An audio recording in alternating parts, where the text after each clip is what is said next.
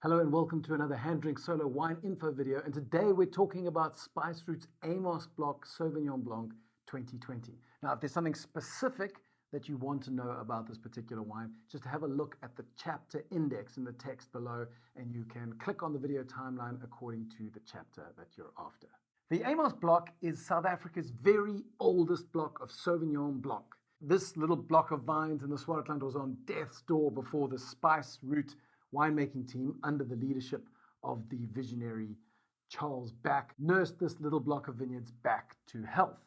Now, you probably know Charles Back as the founder and owner of Fairview Winery, but he also owns Spice Root. Now, when I say the team nursed the block back to health, what I mean is they nursed it back to relative health, because even when it's considered viable and in commercial operation, it only yields about 3 tons per hectare. So to understand how crazy this is, we need to spend a little bit of time talking about the economics of old vines. A normal block of Sauvignon Blanc being farmed commercially and producing a moderate quality should yield between 10 and 15 tons per hectare, right? Which means that if the cost of farming a hectare of land is X, you have to sell those 15 tons for more than the cost of the farming.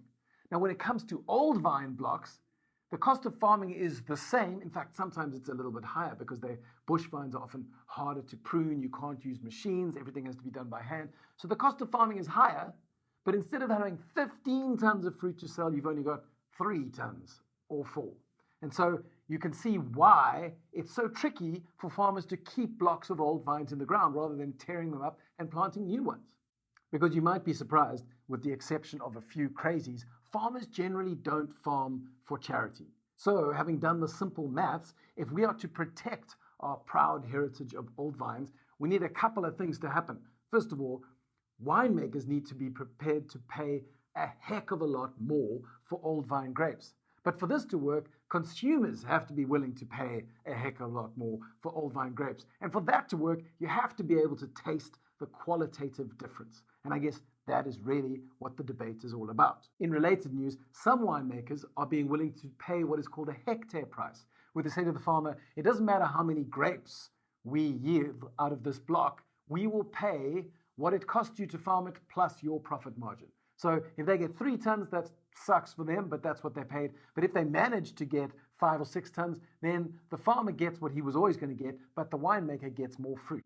So that's called a hectare price, and is quite a progressive way of paying for fruit to make sure that no one loses out big time while trying to preserve precious old vines. So the Amos block was planted in 1965, which was quite an eventful year around the globe. In fact, it was the same year that the Canadians got their maple leaf flag that we now know.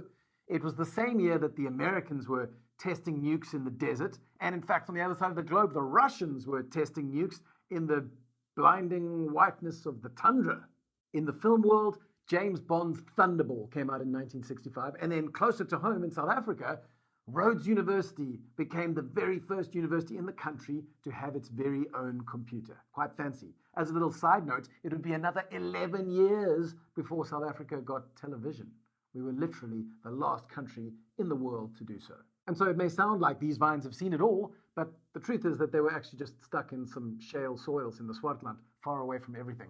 And while it's all good and well to get romantic about thunderballs and nukes in the Nevada and Grahamstown computers, the important question for us to ask today is, what does this wine taste like? And the truth is, it's quite different to almost any South African Sauvignon Blanc that's on the market at the moment. Mostly because there really aren't a lot of dry farm, bush vine, Swartland planted Sauvignon Blanc vines around. Of course, the reason for all this is that for the most part, Sauvignon Blanc is super sensitive to dry, hot conditions. But these vines planted in 1965 have had a lot of time to adjust to the harsh conditions, and they seem to handle the stress of being dryland farmed in a hot, dry area far better than young vines would. But back to the taste. So I would say that you should definitely start by serving this chilled, but I think its best moments start to emerge as it warms up in the glass. The nose starts out a little shy, as is often the case with old vines, but after some time you start to get some really interesting notes of stone fruit, peaches and apricots. So gone are some of those classic Sauvignon Blanc elements of elderflower or green pepper or capsicum or cut grass or passion fruit and pineapple on the more tropical end. It's actually all about stone fruit. And if you take a sip,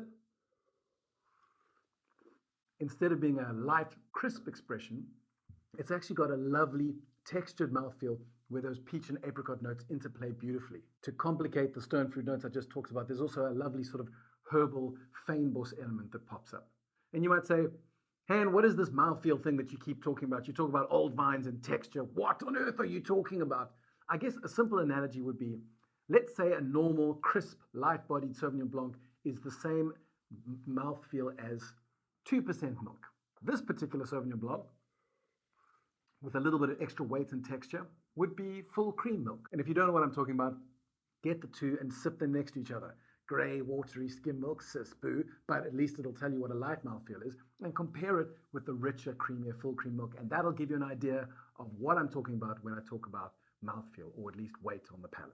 One last neat little trick when trying to get to grips with what a wine tastes or smells like is smell it up front, have a sip, drink it, and then when the glass is finished, leave it on the table for a few minutes and come back and do what's called the empty glass test. Often sniffing those last few drops of wine as they dry in the glass gives you a whole array of aromas that you might not have noticed the first time, but which you will now notice when you have your second glass. Okay, so that's all that we have time for today. If you have any more questions about Sauvignon Blanc in the Swartland, or old vines from 1965, or even spice fruit, drop them in the section below. And if you're watching this on YouTube, then be sure to subscribe to the channel, because I release videos every week where we talk about niche cultivars, rising winemaking stars, unusual regions, and also the odd South African classic. So be sure to tune in.